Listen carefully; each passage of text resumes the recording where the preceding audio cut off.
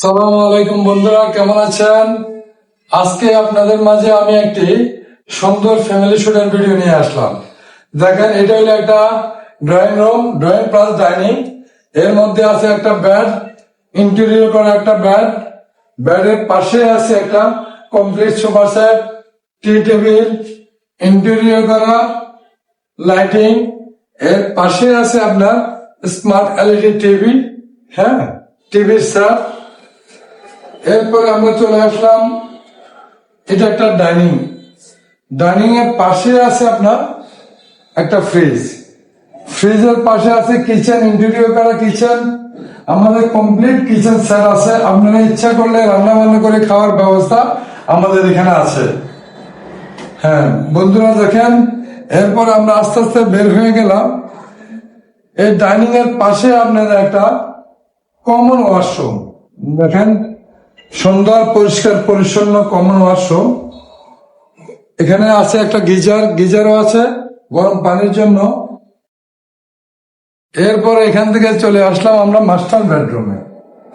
Master বেডরুমে আমরা দেখেন একটা মাস্টার বেড, ইন্টেরিয়র করা একটা মাস্টার বেড। পাশে আছে একটা মিরর। মিররের পাশে আছে আপনার একটা আলমিরা। এই রুমটার ভিতরে এসি, ফ্যান সব কমপ্লিট করা। এর পাশেও দেখেন আপনার পরিষ্কার পরিচ্ছন্ন একটা ওয়াশরুম। দেখেন, একদম ক্লিন, পরিষ্কার পরিচ্ছন্ন।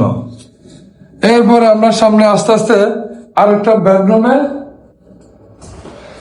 চলে যাচ্ছি। এই বেডরুমের মধ্যে একটা ইন্টেরিয়র করা বেড আছে। বেডের পাশে আপনার এসি, ফ্যান, মিরর এবং আলমিরা।